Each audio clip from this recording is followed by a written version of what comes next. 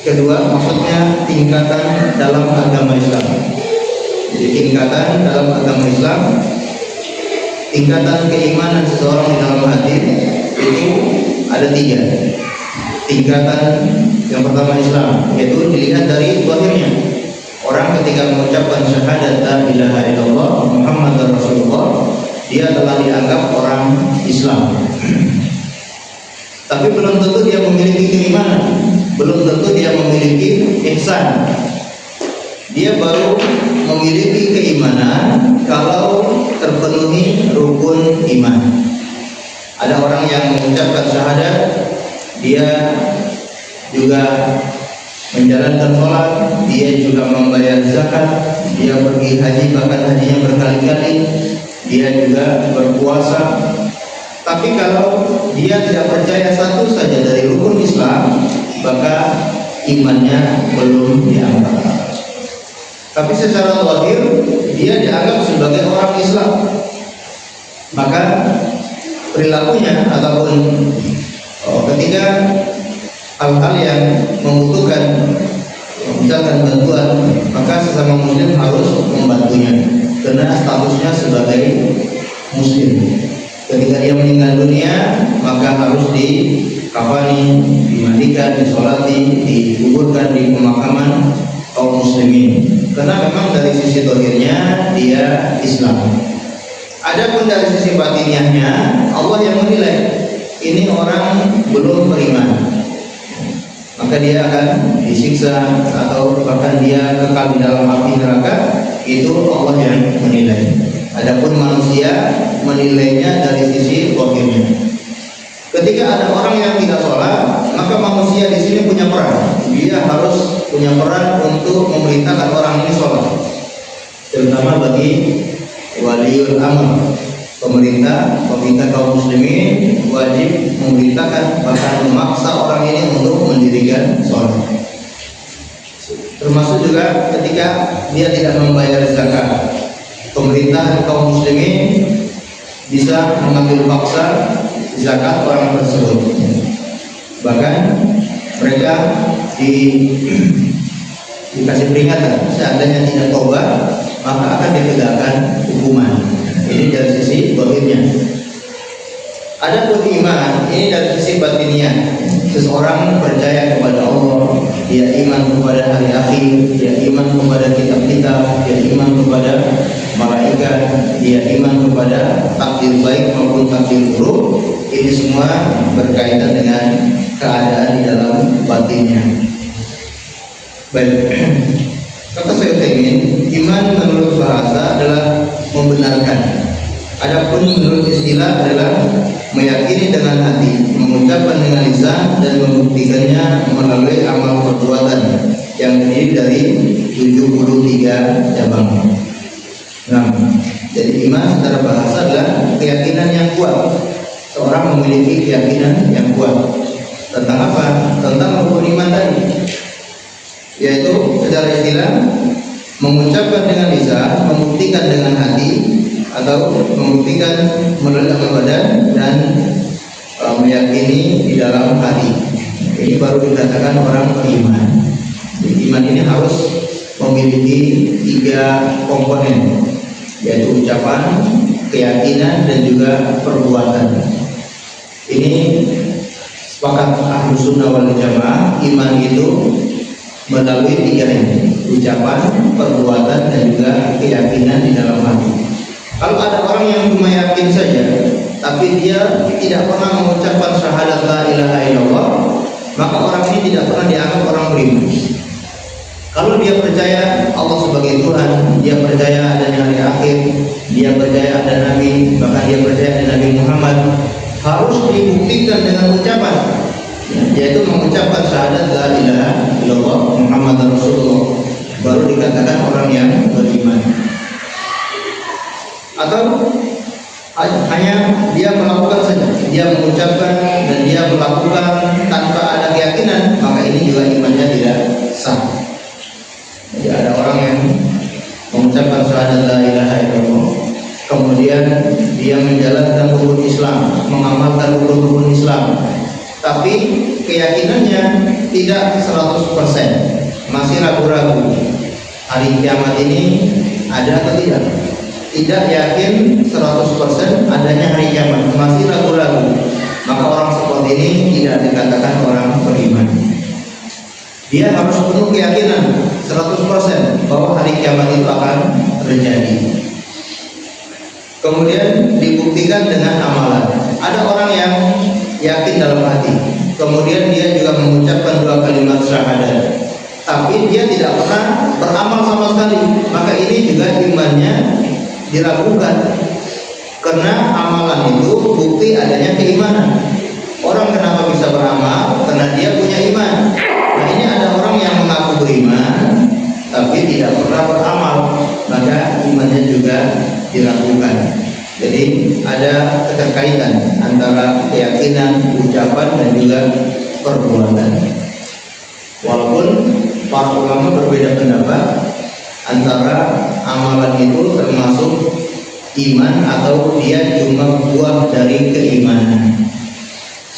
Seperti Imam Abu Hanifah dan yang lainnya berkeyakinan bahwa amalan itu tidak termasuk iman. Adapun Ahlus Sunnah wal Jamaah meyakini atau jumhur ulama meyakini bahwa amalan itu termasuk keimanan.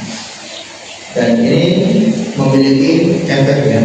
Ketika ada orang yang mengatakan amalan tidak bagian dari keimanan, ini sangat berbahaya.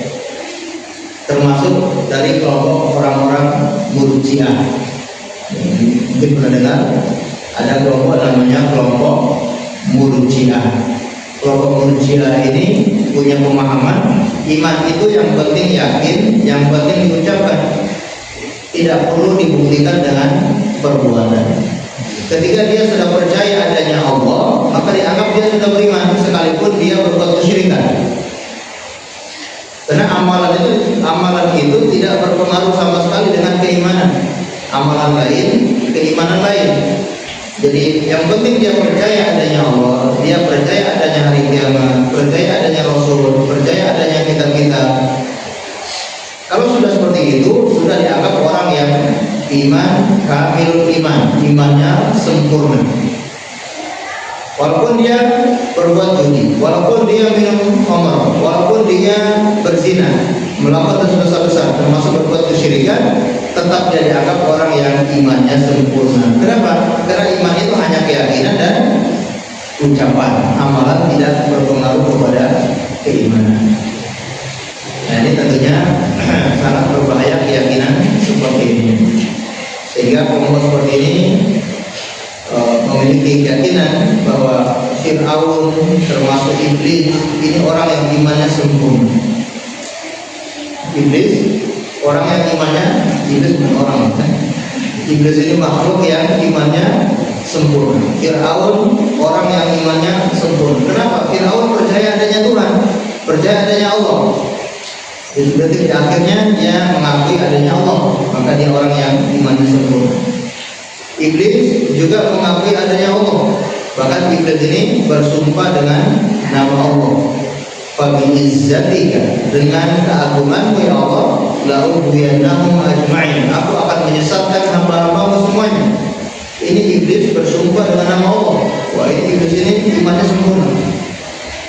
Padahal perbuatan iblis itu mengingkari perintah Allah. Nah, ini dibangun dari keyakinan yang tadi, yaitu iman itu hanya ucapan dan keyakinan. Adapun Murji'ah yang diistilahkan oleh para ulama ada namanya Murji'atul Fuqaha. Murji'ahnya ahli fikih. Nah, ini seperti Imam Abu Hanifah itu disebut dengan Murji'atul Fuqaha karena menganggap amalan itu tidak bagian dari keimanan. Walaupun menurut Imam Abu Hanifah dan yang lainnya, amalan itu adalah syarat keimanan. Adapun jumhur dan Ahlus Sunnah wal Jamaah meyakini iman itu terdiri dari keyakinan, perbuatan dan juga ucapan. Baru dia dianggap orang yang beriman. Baik, kaum muslimin yang dimuliakan oleh Allah Subhanahu wa taala, dan iman ini memiliki 70 cabang lebih. Sebagaimana dalam hadis yang sahih kata Nabi sallallahu alaihi wasallam, al-iman wa sab'una syu'bah. Fa'alaha qaulu la ilaha illallah wa adnaha imatatul adha 'anil tariq. Iman ini memiliki 70 cabang lebih. Kalimat 70 cabang lebih, sebagian ulama menyebutkan maksudnya untuk menyebutkan perkara banyak. Kenapa disebutkan 70 cabang lebih? Supaya menunjukkan iman ini cabangnya sangat banyak. Jadi tidak harus 70 sekian, tapi bahkan lebih dari 70. Kenapa mengungkapkan dengan kalimat 70? Untuk menyebutkan jumlah yang banyak. Sekalipun hanya 70 cabang lebih, ini pun sudah sangat banyak. Sehingga perkataan Syekhul Islam Ibnu Taimiyah bahwa semua amal soleh, semua bentuk ketaatan adalah cabang dari keimanan. Sebaliknya, semua perbuatan buruk, semua amal keburukan ini adalah cabang dari kekufuran. Jadi di sini bisa kita lihat iman ini ada asal, ada cabang. Dia ada asalnya, asal itu yaitu fondasinya, kemudian dia ada cabang. Atau kalau sebuah pohon iman itu ada akar dan juga batangnya, ini sebagai asal pohon itu, kemudian cabang-cabang, ranting-ranting dan daun-daun dari pohon tersebut. Begitupun kekufuran itu dia ada asalnya dan juga ada cabang-cabangnya. Memahami perkara seperti ini sangatlah penting, karena ketika salah paham masalah ini bisa berakibat fatal. Jadi contohnya, kenapa ada orang yang sampai mengkafirkan orang lain ya akibat salah paham masalah keimanan. Kenapa dibangun di atas salah paham keyakinan ini, akhirnya berakibatnya menghalalkan darah kaum muslimin. Jadi di tengah-tengah kaum muslimin ini ada kelompok yang berkeyakinan bahwa orang yang melakukan dosa-dosa besar ini telah kafir. Dosa besar contohnya apa? Syirik. Apalagi membunuh jiwa tanpa hak, berzina, minum khamr. Ini sudah pernah kita bahas di 76 dosa besar, ya, al-kabair. Ya. Orang yang melakukan dosa besar, salah satu saja dari dosa besar, maka dia dianggap telah kafir, keluar dari agama Islam. Kenapa bisa berkeyakinan begini? Karena salah paham masalah keimanan. Jadi menganggap iman itu tidak bertambah dan tidak berkurang. Jadi iman itu mutlak. Kalau iman ya iman, kalau tidak iman kebalikannya kafir. Kalau kafir berarti tidak iman, kalau iman berarti tidak kafir. Itu saja. Ahlus Sunnah wal Jamaah punya keyakinan bahwa iman ini bisa berkurang dan juga bisa bertambah. Ketika melakukan dosa-dosa besar, melakukan kemaksiatan, maka imannya bisa berkurang. Berkurang dari kesempurnaan.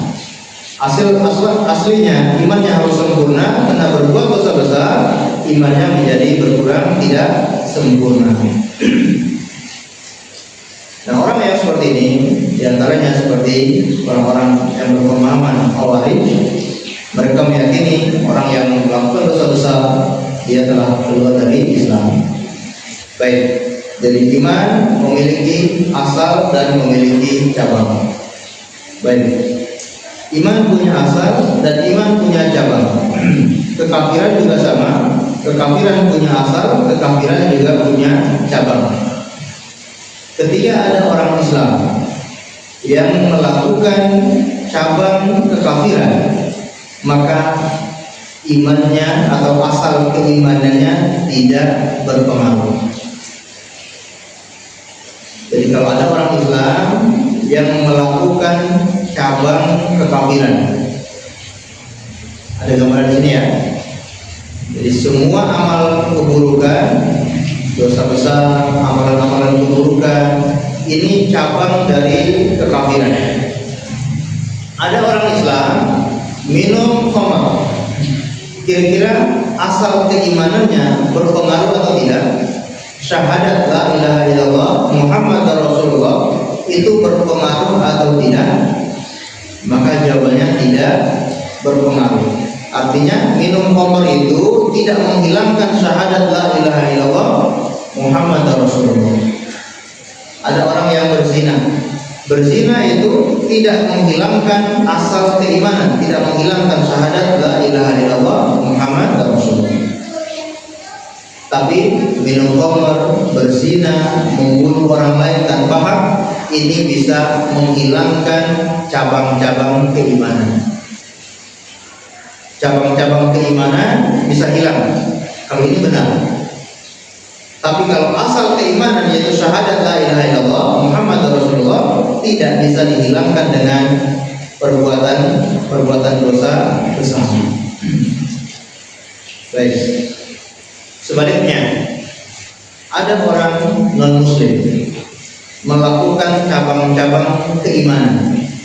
Ada orang non-muslim melakukan cabang-cabang keimanan. Apakah itu berpengaruh?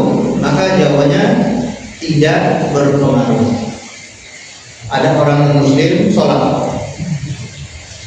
Jadi saya pengen sholat, non-muslim berkata saya pengen sholat. Akhirnya dia belajar tata cara sholat.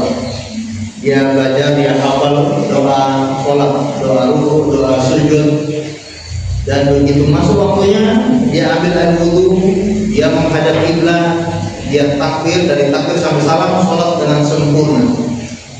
Kira-kira sholatnya sah, diterima atau tidak? Tidak diterima. Kenapa? Dia hanya melakukan cabang-cabang keimanan. Asal keimanan belum dia lakukan atau belum memiliki asal keimanan. Dia belum mengucapkan dua kalimat syahadat. Baik. Nah, dari sini bisa kita pahami bahwa kalau ada orang non-muslim melakukan kebaikan apapun, tapi kalau tanpa mengucapkan dua kalimat syahadat, maka semua kebaikan itu tidak bernilai di sisi Allah, tidak dianggap oleh Allah. Tapi manfaatnya untuk manusia mungkin ada manfaatnya. Ada orang non-muslim dia melakukan sholat, mungkin ada manfaatnya untuk masalah dunia, kesehatannya mungkin bisa bermanfaat. Ada orang non-muslim dia sholat, mungkin manfaat ketika dia mencalonkan dirinya, mungkin orang akan memilih dirinya, dia mencalon jadi kepala desa, akhirnya dia ikut sholat bersama kaum muslim, tiap hari sholat padahal non muslim. Mungkin ketika dia pemilihan dapat suara banyak dari orang Islam, mungkin bermanfaat dari sisi dunia, tapi kalau dari sisi akhirat, dari sisi pahala tidak diterima oleh Allah Subhanahu wa taala. Termasuk orang non-muslim berhaji. Jadi orang non-muslim namanya di depan ada huruf H. Non-muslim pernah berhaji. Dan itu nyata ada orang non-muslim yang pergi haji. Nah, seperti ini tidak sah hajinya. Baik, kaum muslimin yang dimuliakan Allah Subhanahu wa taala. Jadi iman punya cabang, kekafiran juga punya cabang. Iman punya asal, kekafiran juga punya asal. Yang bisa menghilangkan asal keimanan adalah asal kekafiran. Sebaliknya, yang bisa menghilangkan asal kekafiran adalah asal keimanan. Kalau ada orang muslim, dia punya asal keimanan, tapi dia melakukan kekafiran, dia melakukan kesyirikan, maka itu telah menghilangkan asal keimanannya. Ada orang muslim kok dia menyembah selain Allah, menyembah Allah juga menyembah kepada yang lain, menyembah Allah sekaligus menyembah patung misalnya, maka dia syahadatnya sudah bermasalah, dua kalimat syahadatnya sudah bermasalah, maka asal keimanannya sudah hilang. Kalau seperti ini barulah dia dianggap orang yang keluar dari agama Islam sampai dia bertobat. Termasuk orang yang tidak percaya Nabi Muhammad. Jadi dia asalnya mengucapkan dua kalimat syahadat, tapi dalam perjalanan tiba-tiba meragukan Nabi Muhammad. Akhirnya dia lebih mengikuti Nabi Musa alaihissalam. Jadi saya lebih mengikuti Nabi Musa, saya tidak ikut Nabi Muhammad, tidak pakai syariatnya Nabi Muhammad. Kalau seperti ini, maka asal keimanannya sudah hilang, maka dia dianggap orang yang keluar dari agama Islam. Orang yang punya asal kekafiran, orang yang punya asal kekafiran itu siapa? Orang yang lahir dalam Muslim, dalam kondisi non Muslim, kemudian belum mengucapkan dua kalimat syahadat. Ini orang yang memiliki asal kekafiran. Atau ada orang yang murtad dari Islam, kemudian belum menyatakan dirinya untuk bersyahadat. Nah, ini orang yang punya asal kekafiran. Kalau dia melakukan asal keimanan, maka dia hilang asal kekufurannya. Melakukan asal keimanan contohnya apa? Dia mengucapkan dua kalimat syahadat. Kemudian dia melakukan, jadi dia dari keyakinannya dia meyakini adanya Allah, atau meyakini adanya hari kiamat, adanya para rasul, adanya kitab-kitab. Kemudian dia mengucapkan dua kalimat syahadat, kemudian dia buktikan dengan perbuatan, yaitu dia ikut sholat, dia ikut puasa, dia ikut bayar zakat. Kalau dia melakukan hal seperti ini, maka dia telah menghilangkan asal kekafirannya. Sekarang dia telah dianggap orang yang masuk Islam. Barulah ketika dia menjalankan ibadah, menjalankan cabang-cabang keimanan, bisa mendapatkan pahala, karena asal kekafirannya sudah hilang. Dan iman ini memiliki 6 rukun yang sudah kita hafal. Yang pertama adalah beriman kepada Allah Subhanahu wa Ta'ala. Iman kepada Allah ini baru dianggap kalau, atau kata saya ingin, iman kepada Allah ini memiliki 4 unsur. Iman kepada Allah memiliki 4 unsur. Yang pertama yaitu beriman akan adanya Allah. Orang dianggap beriman kepada Allah, yang pertama adalah dia harus percaya Allah itu betul-betul ada. Ini yang dinamakan dengan wujud. Allah itu wujud, Allah ini ada. Walaupun tidak kelihatan, tapi kita percaya Allah ini betul-betul ada. Dan untuk membuktikan Allah ini ada, maka bisa dibuktikan dengan beberapa hal. Yang pertama bisa dibuktikan dengan fitrah manusia. Yang kedua bisa dibuktikan dengan akal. Yang ketiga bisa dibuktikan dengan syariat, dengan dalil-dalil syar'i. Dan yang keempat bisa dibuktikan dengan panca indera. Baik, yang pertama bisa dibuktikan dengan fitrah. Seluruh fitrah manusia meyakini adanya Allah Subhanahu wa Ta'ala. Kalau ada manusia yang mengaku tidak percaya adanya Allah, maka orang ini kena kesombongan. Seperti orang-orang ateis, mereka mengatakan kami tidak percaya adanya Allah. Ini bukan dari lubuk hatinya, ini hanya dari lisan, disebabkan karena kesombongannya mereka. Tapi kalau dari lubuk hati manusia, dari fitrahnya manusia, memang sudah dibekali oleh Allah, percaya adanya Tuhan, mengakui adanya Allah Subhanahu wa Ta'ala. Dan ini sudah difitrahkan dari keturunan Nabi Adam alaihissalam. Sebagaimana Allah telah mengambil perjanjian kepada manusia, Allah sebutkan dalam surat Al-A'raf ayat 172, wa id akhadha rabbuka min bani Adam min zuhurihim dzurriyyatahum wa ashhadahum ala anfusihim alastu bi rabbikum qalu bala shahidna an taqulu yaumal qiyamah inna kunna an hadza ghafilin.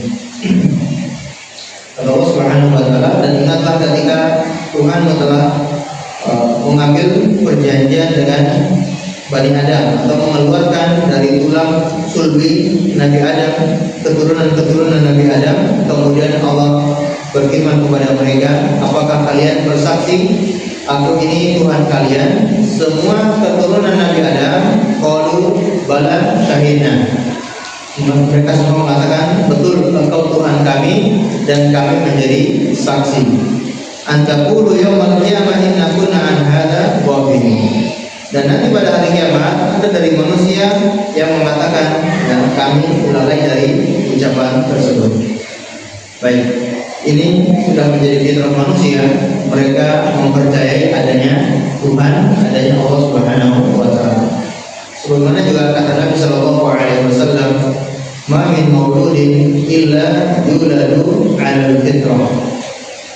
Anak yang lahir dari mana saja, anak itu lahir, maka dia terlahir dalam keadaan fitrah. Fa abawahu yuhawidanihi aw yunasiranihi aw yubajisanihi. Namun orang tuanya lah yang membuat anak ini menjadi Yahudi, menjadi Nasrani maupun menjadi Majusi.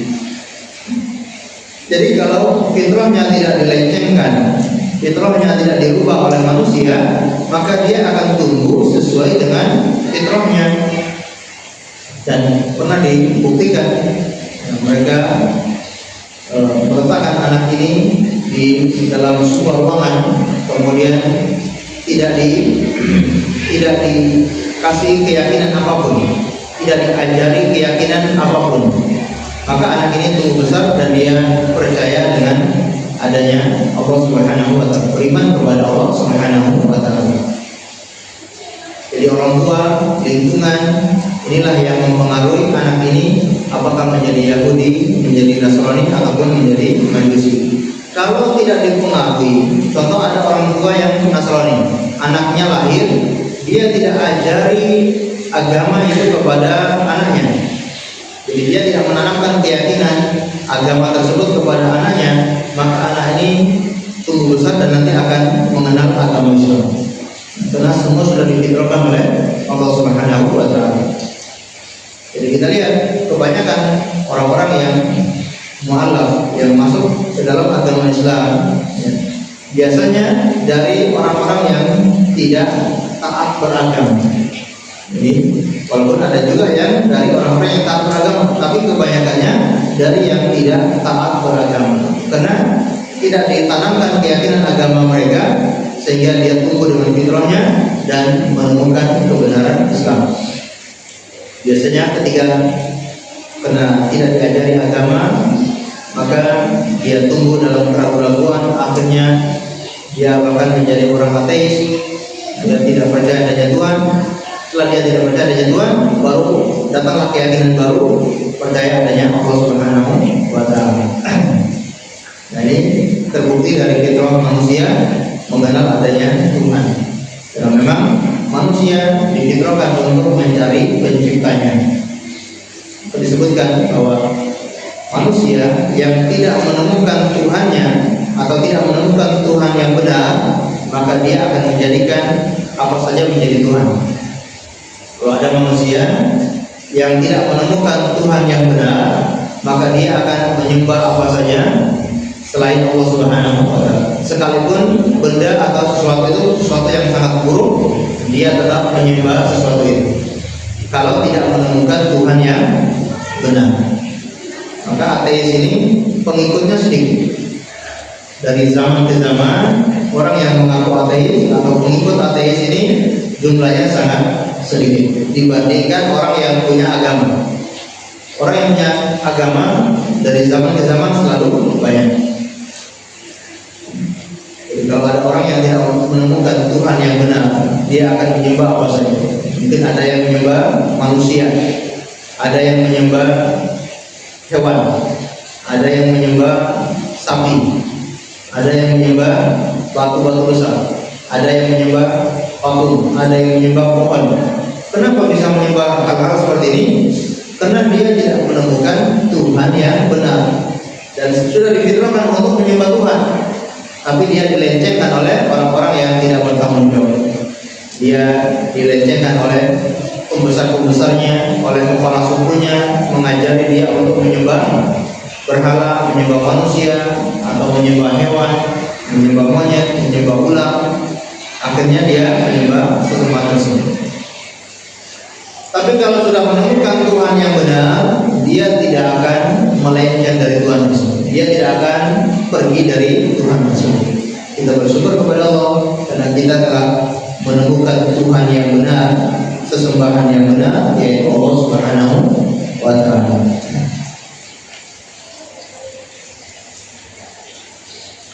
Baik, ini fitrah manusia percaya adanya Allah. Kemudian yang kedua dengan akal pikiran.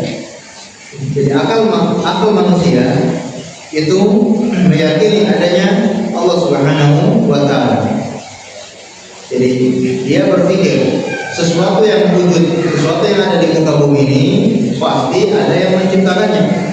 Sesuatu yang terjadi di muka bumi ini tidak mungkin dia terjadi sendirian. Dia pikir secara logika, dan di situ dia bisa menemukan ternyata yang menciptakan ini semua adalah Allah Subhanahu wa Ta'ala. Ada dialog antara orang ateis dengan Syekhul Islam dengan Imam Abu Hanifah. Disebutkan bahwa Imam Abu Hanifah janjian dengan orang-orang yang berpemahaman ateis untuk berdialog tentang adanya Tuhan. Maka Imam Abu Hanifah sengaja datang agak terlambat. Kemudian begitu sampai, orang-orang mengatakan, wahai Imam Abu Hanifah, apakah kau takut untuk berdebat? Kenapa datang terlambat? Kami menunggu sudah cukup lama. Kata Imam Abu Hanifah, saya mohon maaf, saya datang ke sini tadi karena tidak ada kapal yang mengantarkan saya ke sini. Saya hanya menunggu di pinggir sungai. Saya menunggu di pinggir sungai. Tiba-tiba satu pohon besar tumbang. Kemudian pohon ini membelah dirinya sendiri, kemudian menjadi papan dan juga menjadi balok. Kemudian dia merakit dirinya menjadi sebuah perahu. Kemudian perahu ini berjalan kepada saya. Lalu saya menaiki perahu ini dan dia mengantarkan saya sampai di sini. Saya bisa berdebat dengan kalian. Apa kata mereka? Tidak mungkin, mustahil. Bagaimana bisa pohon tumbang kemudian bisa menjadi papan dengan sendirinya, bisa merakit dirinya menjadi perahu dan bisa mengantar orang dengan sendirinya? Kata Imam Hanifah, kalian tidak percaya di alam ini tidak adanya Tuhan, sedangkan alam ini berjalan dengan begitu rapi. Matahari berjalan, rembulan juga berjalan, siang dan malam bisa berganti dengan begitu rapinya. Kalian mengatakan tidak ada Tuhan yang mengatur ini semua, maka semuanya terdiam, tidak bisa membantah perkataan Imam Abu Hanifah. Jadi ini dari sisi logika, mustahil perkara yang ada di dunia ini wujud dengan sendirinya, pasti ada yang membuat. Kalau kita katakan kepada orang bahwa tiba-tiba ada istana yang muncul di atas gunung, jadi tiba-tiba malam hari sebelumnya tidak ada istana sama sekali, tiba-tiba istana ini membentuk fondasi, kemudian tiang-tiang berdiri, kemudian atap, lalu dinding-dindingnya dilengkapi dengan perabotan-perabotan dan istana yang sangat megah, lampu-lampunya. Lalu kita bilang ini berdiri sendiri, tidak ada yang bangun. Kira-kira ada yang mau percaya? Yang mengatakan dibangun oleh jin pun dia percaya ada yang bangun. Dia nggak percaya kalau ini berdiri sendiri. Kalau dia percaya oh ini dibangun sama jin, nah berarti ada juga yang membangun, yaitu dari jin. Tidak dia bangun sendiri, tidak membentuk dirinya sendiri menjadi istana. Nah, logika manapun tidak menerima itu. Bagaimana dengan alam yang begitu detail, alam yang begitu lengkap, alam yang sangat rapi ini dan sangat indah ini? Kita katakan tidak ada Tuhan, tidak ada yang mengatur, tidak ada yang menciptakannya, maka ini sangat mustahil. Jadi dari sisi logika membuktikan bahwa ada yang menciptakan alam ini, yaitu Allah Subhanahu wa Ta'ala. Oleh karena itu, orang-orang musyrikin ketika ditanya siapa yang menciptakan alam, siapa yang menciptakan mereka, semuanya akan berkata Allah. Sebagaimana dalam banyak ayat kata Allah Subhanahu wa Ta'ala tentang orang-orang musyrikin, am khuliqu min ghairi syai'in am humul khaliqun. Apakah mereka diciptakan tanpa sesuatu ataukah mereka yang menciptakan diri mereka sendiri? Atau juga kata Allah, am am khuliqu min ghairi syai'in am humul khaliqun am khalaqus samawati wal ardi bal la yuqinun am 'indahum khazainu rabbika am humul musaytirun. Apakah mereka diciptakan tanpa sesuatu pun, atau mereka yang menciptakan diri mereka sendiri, ataukah mereka telah menciptakan langit dan bumi itu? Sebenarnya mereka tidak meyakini apa yang mereka katakan. Ataukah di sisi mereka ada perbendaharaan Tuhanmu atau mereka yang berkuasa? Ini semua membuktikan bahwa Allah Subhanahu wa taala adalah yang menciptakan segala sesuatu. Baik, kita akan bagi dahulu, kemudian kita lanjutkan insyaallah.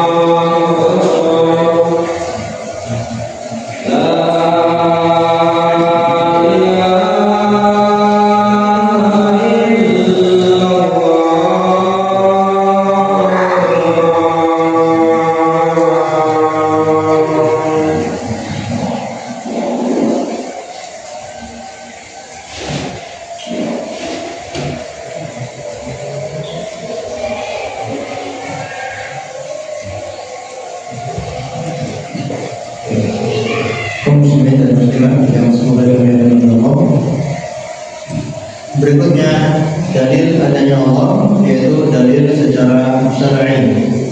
Dalil secara syar'i terdapat dalam kitab-kitab suci yang diturunkan oleh Allah, semuanya menjelaskan bahwa adanya Allah Subhanahu wa taala. Apakah kitab Zabur, kitab Taurat, kitab Injil, termasuk Al-Quran, semua kitab-kitab suci yang dari Samawi menjelaskan adanya Allah Subhanahu wa taala. Termasuk dari ucapan Rasulullah Sallallahu Alaihi Wasallam, ucapan para nabi, semuanya mengajak umatnya untuk menyembah kepada Allah saja. Semuanya memperkenalkan Tuhan yang benar, yaitu Allah. Memperingati manusia jangan menyembah selain Allah dan menyembah hanya kepada Allah saja, Tuhan yang benar. Ini dalil secara syar'i. Kemudian yang keempat yaitu dalil secara indrawi, secara panca indera juga membuktikan adanya Allah Subhanahu wa taala. Contohnya dalil secara panca indera, kita sering mendengar ada orang yang berdoa kemudian doanya itu dikabulkan. Ini membuktikan bahwa adanya Tuhan, adanya yang mengabulkan doa tersebut, yaitu Allah Subhanahu wa taala. Misalkan kita mendengar ketika Nabi Nuh berdoa kepada Tuhannya, kemudian Allah mengabulkan doa Nabi Nuh, atau Nabi Musa berdoa kepada Tuhannya, Allah mengabulkan doa Nabi Musa alaihissalam. Ini semua bukti adanya Allah Subhanahu wa taala karena ada yang mengabulkan doa tersebut. Kemudian panca indera atau contoh bukti secara panca indera yang kedua yaitu adanya mukjizat. Mukjizat yang dibuktikan oleh para nabi ini menjadi bukti dalil bahwa adanya Allah Subhanahu wa taala yang mengutus para nabi. Ketika kaumnya tidak percaya kalau dia ini utusan Allah, nabi ini akan menunjukkan mukjizat. Nabi Musa memukul laut menjadi daratan, atau tongkatnya bisa berubah menjadi ular, dan mukjizat lainnya kepada Firaun untuk membuktikan adanya Allah Subhanahu wa taala. Namun ternyata Firaun tidak mengambil pelajaran dari mukjizat tersebut. Nabi Isa alaihissalam bisa menghidupkan orang mati, menyembuhkan orang yang matanya buta, dan mengeluarkan orang dari kuburan. Ini diantara mukjizat Nabi Isa alaihissalam. Ini semua bukti kalau adanya Allah yang mengutus para nabi tersebut. Bisa dibuktikan dalam panca indera. Orang-orang yang hadir bersama mereka bisa melihat mukjizat tersebut, termasuk mukjizatnya Nabi Muhammad SAW ketika bisa membelah bulan. Allah sebutkan dalam surat Al-Qamar, yang iqtarabatis sa'atu wa syaqqal qamar wa iyaraw ayatan yu'ridu wa yaqulu sihrun mustamir. Telah dekat datangnya saat itu dan bulan telah terbelah, dan jika mereka orang-orang musyrikin melihat sesuatu tanda atau mukjizat, mereka berpaling dan berkata, ini hanya sihir yang terus menerus, sihir yang tidak pernah berhenti. Baik, kalau mereka mengatakan ini hanya sihir, maka nabi-nabi ini belajar sihir kepada siapa? Nabi-nabi itu bukan para dukun, bahkan mereka itu menantang para dukun. Mereka berhadapan dengan tukang sihir, maka mustahil kita katakan para nabi itu menggunakan ilmu sihir, karena mereka tidak pernah belajar sihir, tidak pernah bekerjasama dengan jin. Maka murni ini mukjizat dari Allah, maka ini menjadi tanda adanya Allah Subhanahu wa taala. Jadi ini iman kepada Allah memiliki 4 unsur. Yang pertama, iman adanya Allah Subhanahu wa taala, dan bukti adanya Allah bisa dibuktikan dengan 4 perkara. Yang pertama dengan fitrah manusia, yang kedua dengan dalil panca indera manusia, kemudian dengan dalil syariat, yaitu adanya ayat-ayat yang diturunkan dalam kitab suci, kemudian dari dalil panca indera manusia, kemudian dalil syar'i, dan juga dalil akal ya, dari akal manusia. Baik. Kemudian kita akan melanjut dari pertemuan akan datang tentang unsur yang kedua, yaitu beriman dengan rububiyah, kemudian yang ketiga dengan uluhiyah, dan yang keempat dengan asma wa sifat. Barulah bisa dikatakan dia beriman kepada Allah Subhanahu wa taala. Allahu a'lam bishawab. Dan sebelum kita akhiri, barangkali ada yang ditanyakan, kami persilakan.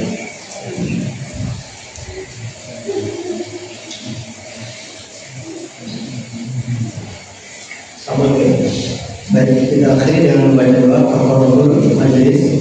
Subhanallahumma wa bihamdika asyhadu an la ilaha illa anta astaghfiruka wa atubu ilaik. Sallallahu alaihi wa ala alihi wa sahbihi wasallam. Terima kasih atas perhatiannya. Mohon maaf atas segala kekurangannya. Assalamualaikum warahmatullahi wabarakatuh.